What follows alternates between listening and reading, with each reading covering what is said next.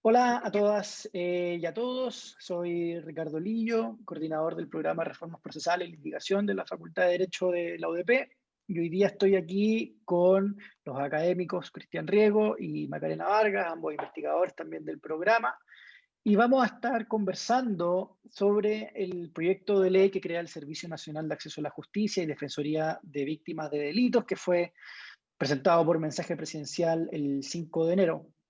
Y la idea es un poco conversar a grandes rasgos sobre el proyecto, pero también de esa manera poder describirlo un poco para que nuestros seguidores y seguidoras nada, puedan conocerlo un poquito más, pero también analizarlo y criticarlo en estos dos grandes aspectos que regula el proyecto, que es la creación de un Servicio Nacional de Acceso a la Justicia y la Defensoría de Víctimas de Delito. Antes de entrar, obviamente, en el detalle del proyecto propiamente tal, una primera cuestión que quería que conversáramos y poner sobre la mesa, que va a ser súper importante analizar, es esta mixtura, ¿no?, extraña del proyecto. Por una parte, uno que crea una nueva institucionalidad en materia de acceso, con este proyecto también que crea una nueva institucionalidad en materia de defensoría de las víctimas de delito. No digo que ambos temas no estén relacionados, porque uno podría, por supuesto, buscar esa relación, pero evidentemente acá hay como dos proyectos en uno. Entonces, la primera cuestión, ¿no?, y se lo dejo abierto a quien quiera comenzar, es qué opinión les merece esto, a qué responde esta técnica legislativa, creen ustedes. Maca, si quieres partir tú. Ok, hola, buenos días a todos y a todos los que nos están viendo. Bueno, me parece que aquí claramente hay una mixtura que tiene una razón más política que técnica, porque en realidad lo que se quiso, lo que yo entiendo e intuyo que hay detrás de esto es crear una defensoría de las víctimas, pero se pone bajo el paraguas, ¿no?, de este Servicio Nacional de Acceso a la Justicia, con lo que le da una suerte de mayor preponderancia, relevancia, y lo inserta en una discusión política que hemos tenido en los últimos años, yo diría más de 20 o más de 30 años a propósito del acceso a la justicia. Entonces creo que hay una mezcla acá que más bien busca dotar a la creación de una defensoría de las víctimas de un paraguas institucional que cobije esta línea de acción, pero no hay una reforma seria a lo que dice relación con acceso a la justicia, y podríamos entrar después en detalle al tema de las corporaciones de asistencia judicial. Eso como una primera idea. Rego, ¿qué crees tú que responde No, esta yo cuestión? tengo la misma impresión. Yo creo que aquí el objetivo central, yo tengo más dudas de que realmente se quiera crear una defensoría de las víctimas. Bueno. Yo creo que lo que se quiso lograr fue una operación de tipo comunicacional, de las que son muy comunes, digamos. Hay una situación de temor en la población, hay una percepción de que la seguridad ciudadana está pasando por problemas serios, y entonces se quiso sacar una noticia que diera cuenta de que el gobierno estaba reaccionando. Esta idea de la Defensoría de las Víctimas es una idea vieja, con la cual antes se han hecho este tipo de campañas, sin que haya pasado nada muy trascendente. Y a mí a ver, no tengo cómo saberlo, estoy presumiendo, estoy conjeturando, me da la impresión de que dijeron, bueno, ¿cómo hacemos una noticia con la Defensoría de las Víctimas? Encontraron este proyecto, que la verdad es un proyecto que se presentó ya hace un tiempo, que por lo demás es algo que se viene discutiendo hace mucho tiempo, pero que no es un proyecto demasiado atractivo políticamente, porque tiene que ver con reorganizar servicios que ya existen. No se ha hablado aquí de poner recursos frescos ni de ampliar los servicios, salvo en este aspecto puntual. Entonces a mí me da la impresión de que es un proyecto que no le veo, no veo que vaya a ser un proyecto prioritario que vaya a ser impulsado en el futuro. Y por lo tanto yo diría que lo central es no más que una señal, digamos, de respuesta frente a los problemas de seguridad.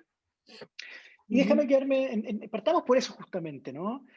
¿Es una respuesta o no a los problemas de seguridad el financiamiento de abogados querellantes para las víctimas? ¿Es o no lo es? Y si no, ¿cómo se puede justificar la desigualdad, ¿no?, que se va a estar creando entre víctimas e imputados? ¿Qué crees tú, Riego, al respecto? Bueno, sí, esta es una discusión antigua. Déjame recordar que esta discusión digamos, fue muy amplia desde, yo diría, el año 2000, de la reforma del Código Procesal, o sea, del nuevo Código Procesal Penal, hasta el año 2011, en que se aprobó una reforma constitucional que estableció en el artículo 19 un derecho a las víctimas para acceder a la defensa, claro, en los términos que indique la ley, o sea, no es un derecho que pueda ser autoejecutable. En esa reforma esto se discutió ampliamente. Y a mí me parece, también estoy conjeturando acá, porque no puedo meterme en la cabeza de nadie, que en ese momento le quedó claro, tanto al Parlamento como al gobierno, que si bien es cierto, esto era un elemento llamativo, porque era consistente con el sentido común, en el sentido de decir, bueno, ¿por qué si el imputado tiene un abogado, la víctima no lo puede tener? Yo creo que les quedó claro que no era una buena idea. Yo diría por dos razones fundamentales. Primero, porque este criterio del que se parte, de la igualdad o la necesaria igualdad entre víctima e imputado, no es verdad, ¿cierto? Porque en realidad el proceso penal es un conflicto entre el Estado y el imputado. La víctima no forma parte del conflicto penal por una definición que se tomó históricamente, digamos, hace ya varios siglos, y que tiene que ver con la idea de que la persecución penal debe estar centralizada en el Estado y el Estado la debe realizar a través de agencias que la ejerzan de modo igualitario, de modo racional, ¿cierto? Y que no debe permitirse que los intereses privados, intereses, ¿cierto? No sé, de obtener reparación, de venganza, ¿cierto? Ni el desequilibrio que se puede generar entre sujetos privados debe formar parte de las definiciones de la persecución criminal. Esto existe así en todas partes del mundo. Chile es de los pocos países que tiene algunas formas de participación de la víctima en la persecución a través del querellante, pero la verdad es que alterar eso y establecer realmente una persecución penal privada importante generaría enormes problemas. Esto primero. Y lo segundo, diría yo, que es más práctico, es porque, y esto está por lo demás bastante acreditado en Chile a través de estudios empíricos, el querellante no puede hacer mucho en favor de una persecución penal más eficaz. No tiene las herramientas. Quienes deciden en esta materia y quienes pueden hacer la diferencia son la policía y el fiscal. El querellante tiene muy poca influencia sobre el fiscal y sobre la policía, e incluso muchas veces se puede constituir un obstáculo para la persecución. Por ejemplo, cuando obliga al fiscal a litigar sobre la posibilidad de cerrar un caso, lo cual es, en realidad, se puede ver como algo negativo, pero es algo indispensable. Si el fiscal no logra cerrar los casos oportunamente, va a gastar su energía, en vez de investigar los casos que se pueden investigar, en cerrar los casos que hay que cerrar. Y eso puede transformar a la fiscalía en un aparato completamente paralizado. Entonces, yo creo que hay muchas razones, como digo, tanto doctrinarias, teóricas, como prácticas, para pensar que la Defensoría de las Víctimas no solo no es una buena idea, sino que puede ser una idea contraproducente, salvo, por supuesto, excepciones puntuales que habría que discutir, pero que son marginales en términos de los grandes números de casos de que conocen el sistema de justicia penal. Yo creo que el Congreso había llegado a esta conclusión, y por eso es que la reforma del 2011 lo dejó abierto. Lo que pasa es que es una idea tentadora, porque apela a este sentido común que tú expresabas, ¿cierto? Y entonces siempre cada cierto tiempo la revitalizan, pero yo no creo que haya realmente ninguna voluntad seria de avanzar. Ese es un poco, es un punto, porque al menos el mensaje, ¿no? Habla de un diagnóstico. Partiendo de que esta garantía ya fue incorporada, ¿cierto?, en la Constitución el 2011, y se habla de esta como situación o sensación de indefensión, ¿no? De que de todas maneras hoy día hay un deber constitucional de protección a las víctimas, y que este apoyo que se estaría brindando a las víctimas hoy día estaría un poco diseminado entre diversos tipos de instituciones, y lo que busca el proyecto sería como unificar esta oferta. Entonces, un poco, ¿estáis de acuerdo con ese diagnóstico independiente, ¿no?, del tema igualdad o desigualdad entre imputado y víctima? Bueno, ¿en qué queda la víctima entonces?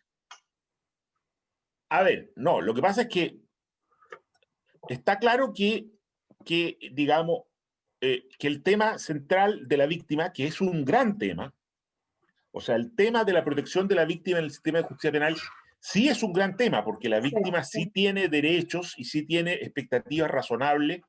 En algunos pocos casos puede tener que ver con la defensa jurídica, como digo, yo creo que eso es más bien marginal, Pero existen otras expectativas de la víctima, como es el buen trato, como es la eficiencia, como es el acceso a la información, ¿cierto? Como es el que sus intereses de, por ejemplo, de reparación en aquellos casos en los cuales la ley lo contempla, sean contemplados.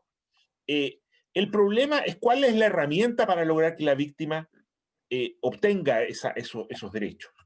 Como digo, yo creo que la defensa jurídica en términos de un abogado que la represente como querellante es marginal, pero yo creo que lo que se requiere más bien es un proceso muy fuerte que sigue siendo el centro del problema. El centro del problema que tenemos aquí en Chile es la estructuración de la persecución penal, yo diría fundamentalmente la policía. En segundo lugar, la fiscalía. Pero sin duda que la que está más atrás son ambas policías. Lo que tenemos que hacer es reformar la policía, crear una policía transparente, crear una policía profesional, crear una policía, digamos, que desarrolle estándares para cada una de sus actividades, las investigaciones, las atenciones en delitos flagrantes, la información y recepción de denuncias por parte de la víctima, la protección de las víctimas. Y esa materia, ¿cierto?, es la gran tarea pendiente. Entonces, lo que las víctimas requieren, creo yo, es instituciones de persecución penal que sean fuertemente, digamos, transparentes y que sean accountable, o sea, que sean, digamos, que rindan cuenta de su gestión. Y para eso, claro, se pueden tomar algunas medidas, por ejemplo, generar algún tipo de instancia que pueda participar en ese proceso de rendición de cuentas de la policía y de la fiscalía desde la perspectiva de las víctimas. Pero eso lo tiene que hacer de un modo sistemático, a partir de identificar problemas de funcionamiento que tienden a ser repetitivos, no caso a caso, ¿cierto? Por ejemplo, las víctimas van a las comisarías y sus denuncias no son recepcionadas. Muchas veces ocurre esto. ¿Qué hacemos con eso? O, ¿cierto?, las víctimas no reciben una información oportuna de la fiscalía respecto de lo que está ocurriendo con su caso. O si uno reclama contra la decisión del fiscal respecto de que uno considera que hay pruebas suficientes para seguir adelante el caso y el fiscal lo cierra igual, bueno, ¿cómo hacemos que esa respuesta sea realmente eficiente y que la víctima eventualmente pueda reclamar frente a una autoridad del Ministerio Público que sí la va a escuchar y que va a evaluar seriamente lo que la víctima le está planteando? Son algunos ejemplos, ¿cierto? Estas cuestiones son mucho más importantes que poner un abogado querellante que en realidad no va a poder hacer mucho y que además va a actuar caso a caso sin tener una perspectiva general de lo que está ocurriendo en el sistema. Déjame que después voy a ir a algunos puntos específicos, pero quiero cambiar el eje ahora, hablar un poco también sobre, a grandes rasgos, sobre la propuesta de la creación de este Servicio Nacional de Acceso a la Justicia. A mí me llama mucho la atención, Maca, dos cosas primero, y quería pedirte como tu opinión inicial. Lo primero de esto es que es súper interesante que recoge un concepto amplio de acceso a la justicia, Así es. y eso me parece que es interesante. Y también en un diagnóstico que está centrado en el tema de necesidades legales insatisfechas. ¿Sabes? Uno pudiese decir como que sigue las modernas tendencias en esta materia. Yo creo que hace un diagnóstico interesante desde ese punto de vista. Sin embargo, a mí lo que me llama la atención, ¿no?, es que luego, para ampliar acceso y dar respuesta, ¿no?, a un concepto amplio de acceso a la justicia y a las necesidades legales insatisfechas de la población, se señala, ¿no?, que el objetivo principal es unificar la oferta de asistencia jurídica existente. Tal cual. Señala, ¿no?, ampliar una oferta de prestaciones agrupadas en línea de servicio basadas esencialmente en la asesoría, la defensa y la presentación jurídica otorgada por personal profesional con un reconocimiento y preocupación especial por los grupos más vulnerables. Entonces, partamos por esto, ¿no? ¿Es acceso a la justicia igual a la provisión de abogados y abogadas? Bueno, yo estoy de acuerdo contigo en la idea de que hay un avance, y eso yo creo que es necesario reconocerlo, en el mensaje sobre una forma de comprender el acceso a la justicia mucho más amplia de la que ha prevalecido en nuestro medio, y que busca acercarse como a las tendencias más modernas, ¿no es cierto? Habla del empoderamiento de las personas, incorpora los mecanismos colaborativos en este concepto de acceso. fuertemente, incluso en materia penal. Habla por ahí el proyecto de la justicia restaurativa, como yo diría como un guillo, porque no se desarrolla mayormente. Y por otro lado, se dice que se va a poner el foco en la persona. Yo comparto plenamente todos esos conceptos, me parece que es un avance, pero al final del día lo que uno ve cuando ya entra digamos, en tierra derecha con el articulado es que finalmente se reduce el acceso a sinónimo asistencia jurídica gratuita, a un abogado. Y además con lo que ha dicho aquí Cristian, ¿no es cierto?, de si realmente eso va a solucionar el problema a las víctimas, más discusión podríamos tener. Y en realidad yo creo que acá lo que finalmente es volver a la antigua forma de comprensión, sin querer, ¿no? A la antigua forma de comprensión Claro. de acceso como sinónimo de asistencia jurídica y provisión de un abogado para personas de escasos recursos, que ahora lo agrega o lo aumenta a grupos vulnerables y entonces incluye a los niños, niñas y adolescentes, a los adultos mayores, pero todo de manera muy general. Y entonces uno se pregunta, ¿dónde está el cambio? Y al final del día, si además a eso le sumamos que lo que este Servicio Nacional es, más bien es, según la propia ley, un continuador legal de las corporaciones de asistencia judicial, lo que nos encontramos con las corporaciones remozadas, así con un poquito de a lo mejor de cambios cosméticos, pero es Y perdón, eso las es mismas corporaciones con las mismas sí. líneas de acción, reforzado solamente el tema de defensa a las víctimas. O sea, el cambio, en realidad no hay cambio. Y bueno, y déjame que te interrumpa ahí porque quiero resaltar la pregunta. ¿Qué es lo nuevo del proyecto? ¿No? Yo lo único que veo es que este es un servicio, en realidad debieron haberle puesto Servicio Nacional de Defensa de las Víctimas, porque si tú piensas, ese es el objetivo. Ya, y ok, y unir la dispersa oferta, que es cierto que existe una oferta dispersa en distintos organismos, iniciativas, proyectos, ok, eso me parece también razonable. Pero acá no hay realmente la creación de un Servicio Nacional de Acceso a la Justicia, no hay políticas de acceso. Se reconduce nuevamente a defensa y representación judicial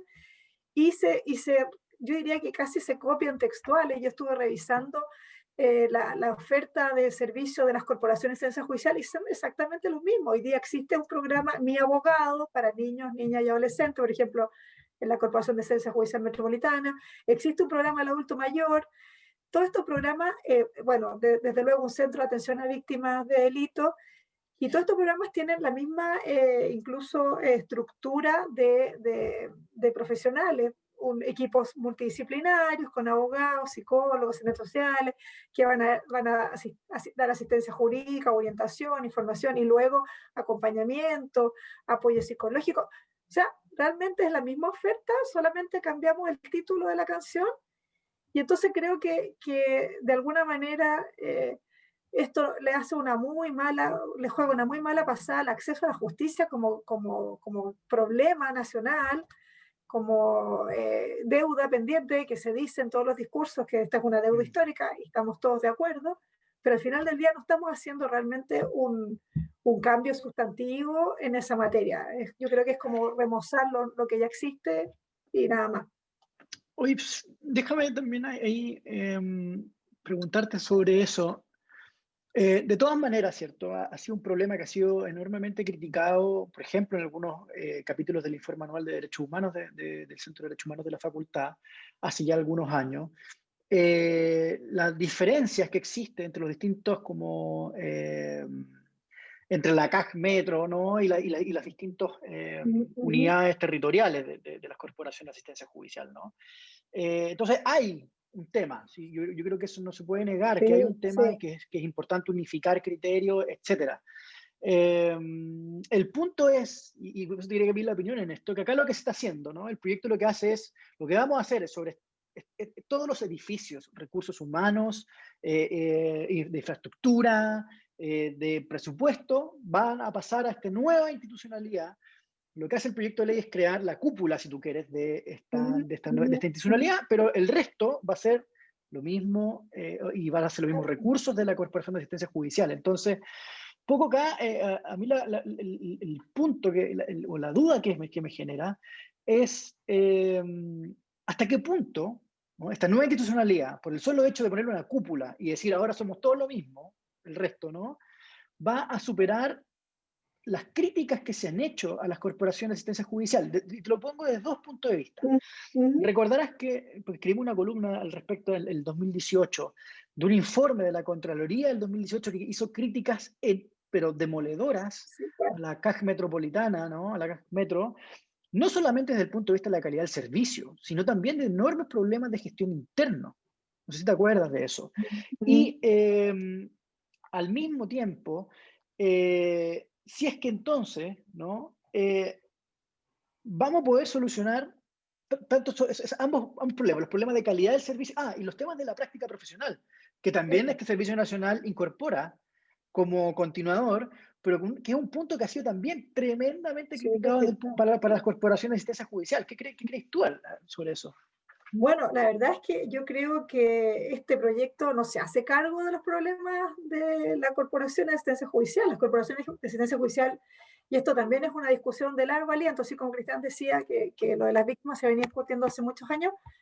Yo diría que del primer gobierno de la concertación es que vienen preparándose proyectos de reformas de las corporaciones y con diferentes nombres. Me acuerdo del programa de acceso a la justicia, que después se funde con las corporaciones, y otros proyectos de ley que se discutieron y que ninguno de ellos ha visto nunca la luz. Y eso pasa por una cuestión bien de fondo, porque las corporaciones, y esto lo hemos dicho y se usa esta expresión, su materia prima son los postulantes, son los egresados de derecho. El grueso de la planta de trabajo son estudiantes que egresaron, algunos han dado su examen de grado, otros no, y que proveen estos servicios a través de esta práctica obligatoria que deben dar, ¿no es cierto?, porque así se lo exige el Estado.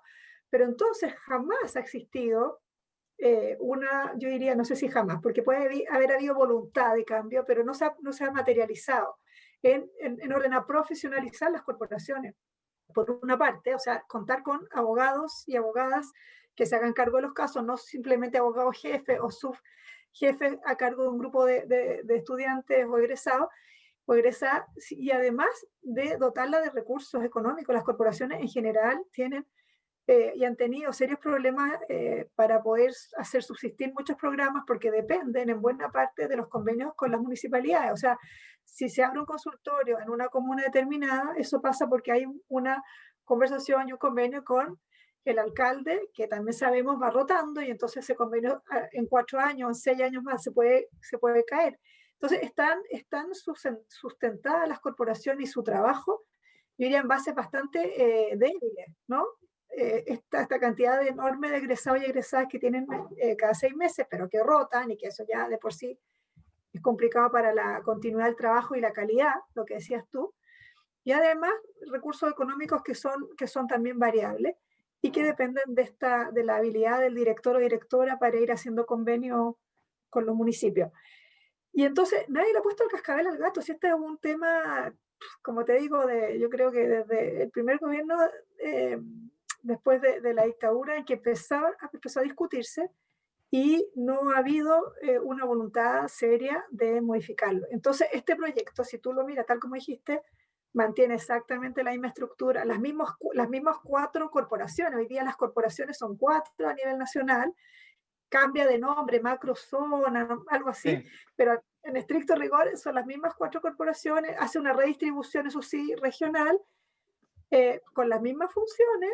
No se pronuncia sobre el tema de la práctica. En este proyecto no hay una palabra sobre la práctica o los postulantes, por lo que uno podría entender que se mantienen, porque hay que darle. Yo entendí que sí, ahí déjame claro. verte un punto. Yo creo que el mensaje se nombra por ahí, que pasa a ser, o en el proyecto, que pasan, las prácticas pasan al servicio. Eso es todo lo que se dice. Entonces, ya, claro, tienes razón, sí. Y entonces en el fondo es lo mismo, sí, es exactamente lo mismo lo que tenemos, con un cambio de nombre y trayendo a lo mejor los programas sobre defensa de víctimas al alero de las corporaciones. Yo creo que para las personas que trabajan en las corporaciones, muchos abogados y otros profesionales y funcionarios, no sé si es una buena noticia, la verdad, porque les ha tocado vivir varios vaivenes con los cambios que se han propuesto, y la verdad que no veo grandes mejoras. Yo sinceramente están colocando un jefe encima nomás ahora. Sí, y probablemente se va a burocratizar todo mucho más, no sé. Tengo la sensación de que no se resuelve para nada el problema. de fondo. Hay Ricardo, un aspecto... Dale, yo tenía dale. un comentario. No, es que era un comentario sobre un tema que en realidad ustedes habían visto antes, pero que a mí me parece bien problemático. Yo estoy de acuerdo con ustedes que la definición de acceso a la justicia más amplia, más moderna, en el proyecto está bien, como definición, pero me parece mal que esté en este proyecto, porque en realidad cuando se dice vamos a crear un nuevo sistema de acceso a la justicia, uno diría, pero si ya existe un sistema de acceso a la justicia, que se llama sistema judicial. Entonces, es como si yo dijera, mire, voy a crear un nuevo sistema nacional de acceso a la salud. Todo el mundo me diría, pero están locos, si existe un sistema de salud, ¿cierto? Si el sistema de salud no tiene que proveer acceso a la salud, entonces ¿para qué diablos sirve? Si el sistema judicial no tiene que proveer acceso a la justicia, entonces, ¿de qué se trata, digamos? Entonces, yo creo que aquí, yo estoy de acuerdo con que la definición es correcta, una definición más amplia que tiene que incorporar muchísimos más conceptos, pero esa definición no corresponde al ente que está bien que exista, digamos, que procura servicios jurídicos de asistencia de abogados a personas que no pueden pagarlo. Eso está muy bien. Y eso es una expresión del acceso a la justicia.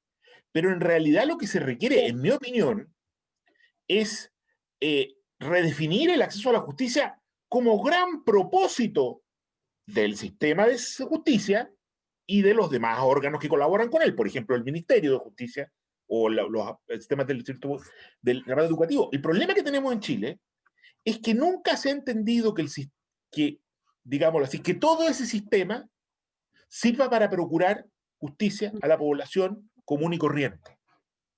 Ese se ha entendido siempre que es una tarea como de alguien más, de las corporaciones, del gobierno a través de programas de mediación, y yo creo que lo fundamental conceptualmente aquí es decir, no. La provisión de acceso a la justicia para los ciudadanos chilenos que pagan su impuesto es una tarea de los órganos centrales del sistema de justicia, no de órganos marginales. No digo que, o sea, la Corporación de Asistencia Judicial es un órgano muy importante, que cumple un rol muy importante, pero no podemos decirle, mire, ahora usted está a cargo del acceso a la justicia. ¿Cómo? No. ¿Cierto? El acceso a la justicia es una tarea, así definido modernamente, de todo el sistema judicial y también del sistema digamos, del Ministerio de Justicia. Es cierto, ¿no? Y el proyecto lo que hace acá es generar este comité de coordinación nacional, donde de hecho se le da un rol bastante menor al Poder Judicial. Cuando uno hubiese esperado justamente lo contrario, que un proyecto nacional, que un proyecto donde se quiere crear un servicio nacional, justamente lo que debiera haber hecho es generar los puentes que faltan, que es necesario, entre el sistema de justicia, el Poder Judicial y otros organismos como el Ministerio de Justicia que debieran trabajar muy en coordinación, sobre todo en el ámbito de acceso a la justicia. Pero claro, acá lo que se crea es simplemente un comité donde desde participa gente de universidades, de otras instituciones, digamos, pero se le da un rol bastante menor al Poder Judicial, siendo que debiera ser el protagonista, ¿no? En un proyecto como este. Ahora yo quería agregar algo en eso. Obvio. Siguiendo la reflexión de Cristian, es que efectivamente yo creo que acá se partió al revés, ¿no? Partimos con un proyecto para defensa de las víctimas, cuando en realidad lo que falta es hacer una discusión sobre una política de acceso a la justicia, como que partimos con, como dice la carreta antes de los bueyes. Deberíamos haber partido con eso, ya discutamos una política seria, a largo plazo, con visiones más amplias de acceso, etcétera, y ahí decir, ya, en el ámbito, no sé, de defensa jurídica vamos a hacer esto, en el ámbito de resolución de conflictos colaborativos vamos a hacer esto otro, vamos a trabajar con grupos vulnerables. Yo encuentro que eso es lo primero, y luego un plan, que también lo menciona la ley, ¿no? Que van a hacer un plan, que hasta donde yo sabía se estaba preparando por el Ministerio de Justicia, un plan de acceso a la justicia, que como que se cuela por aquí.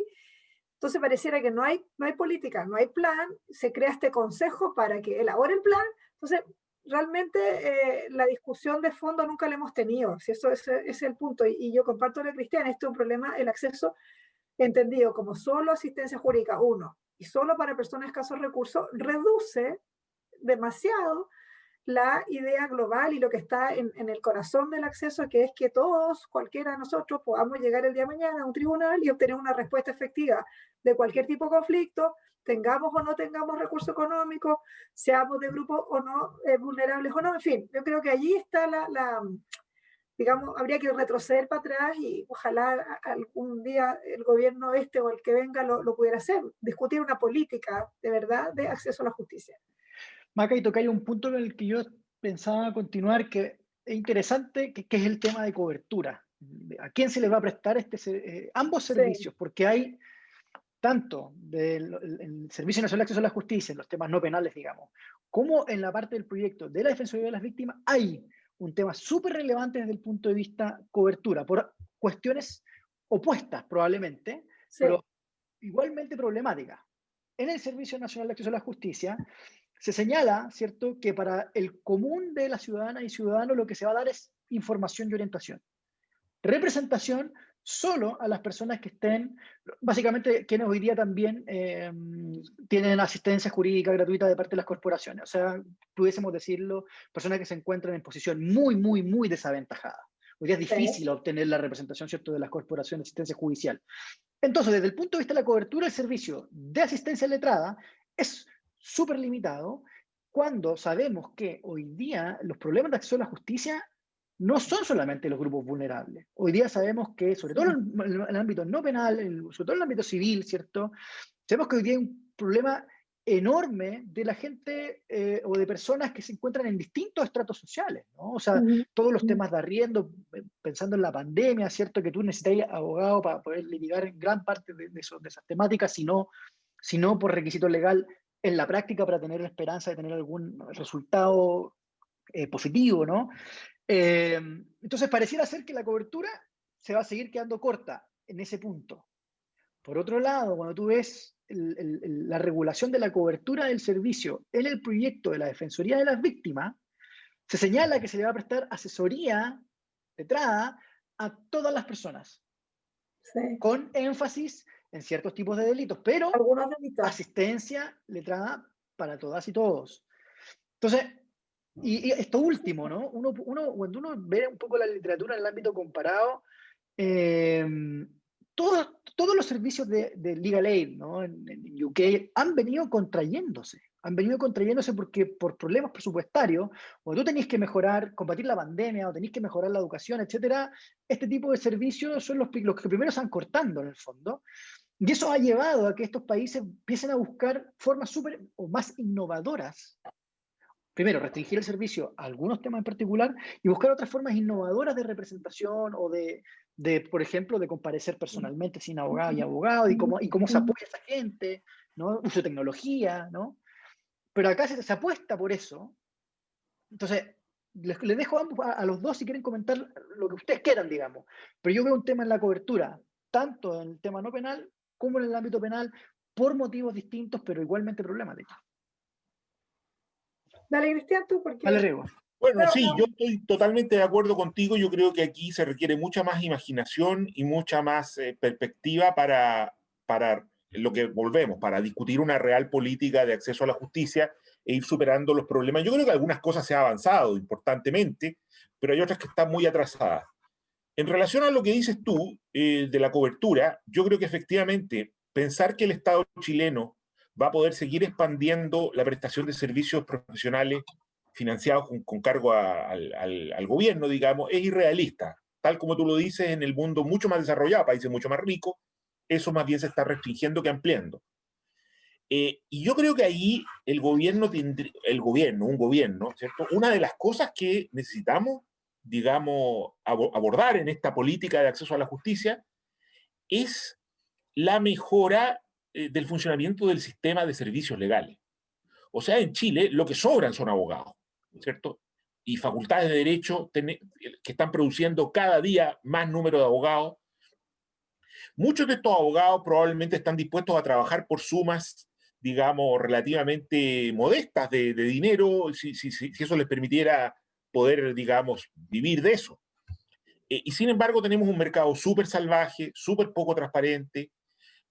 Muchas personas que necesitan servicios legales no se atreven a contratarlo, incluso a mí me ocurre muchas veces que dice, oye, una persona que no es rica, digamos, y que necesita un servicio legal, pero que a lo mejor podría pagar razonablemente algún monto, y uno le dice, ¿sabes qué? Mejor ándate con la Defensoría Penal Pública o ándate a la corporación, porque en el mundo privado te pueden, ¿cierto? A menos que estés dispuesto a pagar mucho dinero, la verdad es que no hay garantía, no estamos seguros de que los abogados que litigan tengan un adecuado sistema de responsabilidad, no hay un sistema de responsabilidad de los abogados que funcione, no hay acreditación. Si tú miras, por ejemplo, mira el mundo de la salud, todo el sistema de financiamiento de las prestaciones de salud, las acreditaciones, los controles, los sistemas de reclamo. O sea, el mundo de la salud ha creado un sistema en el que tú hoy día vas a un médico y estás más o menos seguro de lo que te va a cobrar, las prestaciones que te va a dar, qué pasa si. Nada de esto existe en el mundo de los abogados. Y eso yo creo que es uno de los principales obstáculos. Entonces, pensar, eso, la única manera de resolverlo, como se ha resuelto por lo demás en el mundo desarrollado, es regulando ese mercado. Permitiendo que las personas puedan contratar con cierto nivel de seguridad y con precios razonables los millones no sé si millones, pero miles de abogados que están en la calle esperando ser contratados. Entonces, yo creo que ahí no podemos seguir tirando abogados, por una parte, y por otra parte, dejando a las personas sin acceso a abogados y pretendiendo solucionarlo con unos poquitos abogados que vamos a tratar como funcionarios públicos. Eso no va a funcionar, va a ser muy limitado. Yo creo que ahí hay una tarea enorme pendiente que yo creo que está a la base de estos problemas en buena medida. Maca. Bueno, a mí me parece que lo que tú mostraste tan claramente, que para materia penal todas las personas que necesiten podrían acceder a estos servicios, y en cambio en los otros conflictos no penales, cierto grupo de personas que está todo esto muy ya digamos, regulado, es una distorsión y una discriminación para todos los demás. En definitiva, se pone el acento en lo penal, porque este es un proyecto, insisto, es un proyecto para crear una defensoría, no es un proyecto de mejora del acceso a la justicia. Entonces, la defensoría de las víctimas.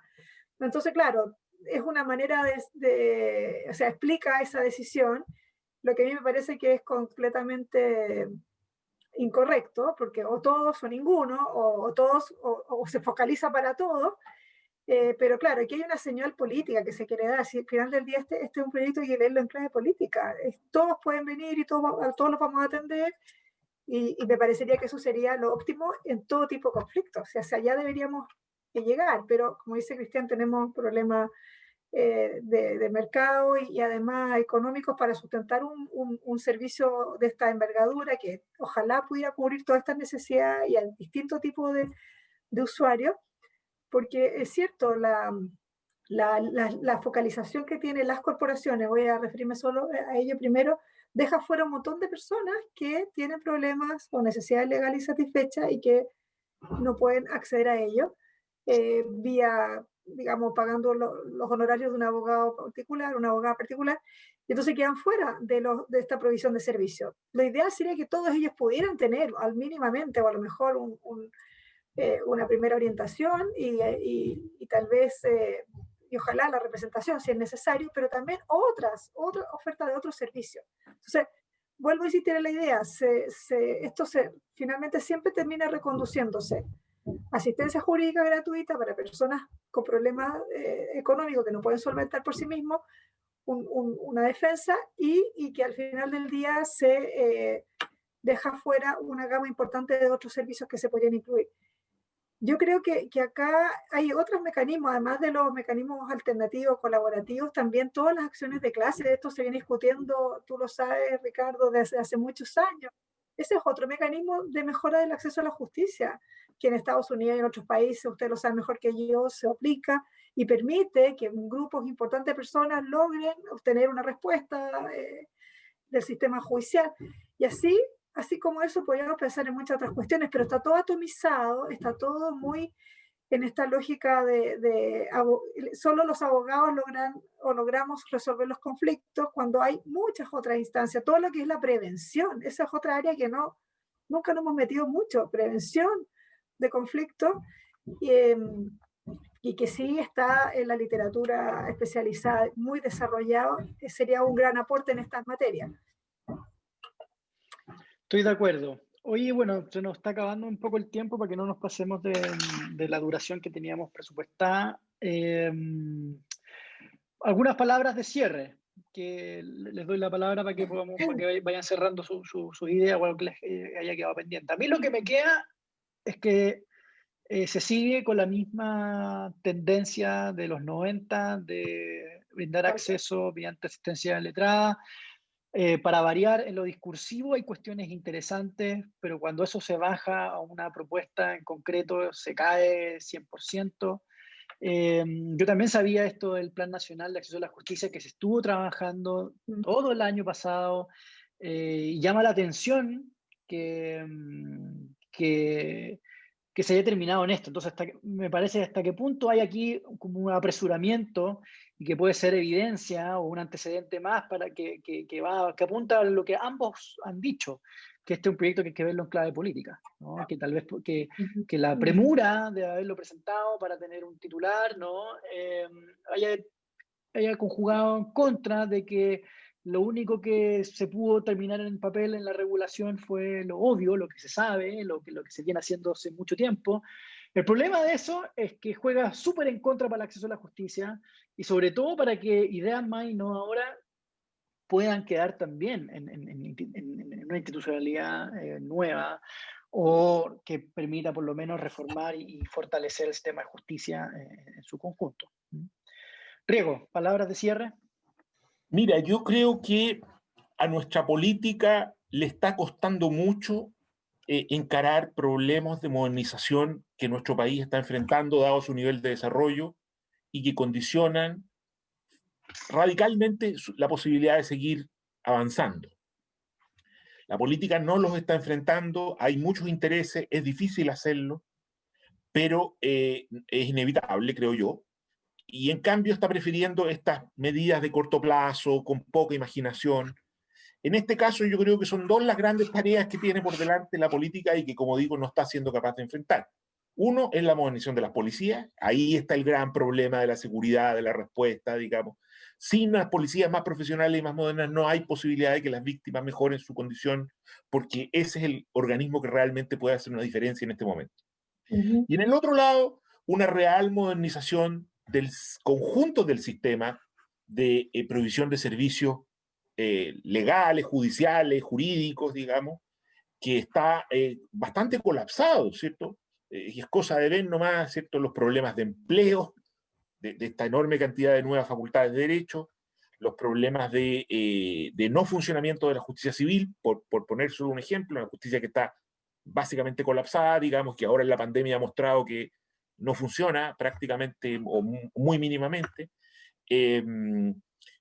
Y yo creo que esas son grandes tareas, donde hay muchos intereses, donde es muy difícil poder formular un proyecto de largo plazo que convoque, pero es que si no lo hacemos, este país no puede continuar su camino de modernización, estamos detenidos. Y creo que ojalá en el futuro podamos buscar la manera de ir encarando estos grandes problemas que dicen relación con el bienestar de nuestra población, con el acceso de nuestros jóvenes a participar en actividades, digamos, de empleo importantes. Yo lo veo que estamos muy, muy complicados con eso. Maca. Yo cerraría con un par de ideas que me parece que estuve revisando y este proyecto de defensoría de las víctimas formaba parte de las promesas del gobierno del presidente Piñera bajo el marco de una idea de una agenda social. Ahí estaba incluido. Y esa agenda social tenía como link o como una pestañita seguridad y paz social. Y ahí viene incorporar este proyecto de defensoría. Entonces, al final del día, no es un proyecto de acceso, no tiene nada que ver con acceso a la justicia, es un proyecto de seguridad. Y entonces, la verdad es que lo que me produce como sentimiento encontrado, porque uno dice que bueno, se vuelve a discutir acceso y que bien, que vamos avanzando al menos en algunas ideas, pero al final del día no es eso, sino que estamos frente a un proyecto que tiene como el nombre de acceso, la foto de acceso, el titular, pero no tiene ese contenido. Entonces creo que ahí hay una cuestión que no es buena para el trabajo, para el correcto funcionamiento del desarrollo de las políticas públicas, porque enreda, confunde, genera, ¿no es cierto?, como estos sinsabores, y bueno, qué bueno, viene un cambio, pero en realidad no es, genera frustración. Entonces yo creo que sería mucho mejor sincerar este discurso y decir, bueno, este es un proyecto que crea la Defensoría de las Víctimas, y eso es, y vamos a hacer un proyecto número 2, 3, 4 en unos años más sobre acceso a la justicia. Yo preferiría eso a crear esta falsa imagen de que viene una gran reforma en esta materia cuando no lo es. Eso. Estoy un de poquito acuerdo. negativo los comentarios, Sí. pero es la realidad. Bueno, con ambas puntos de vista, yo creo, de cierre demoledores sobre este proyecto, nada, los dejamos también invitados a que podamos difundir este conversatorio y a las siguientes actividades que tengamos en el programa de reformas procesales y litigación. Me despido y nos vemos por ahí. Chao, chao. Chao, muchas gracias. Chao. Gracias.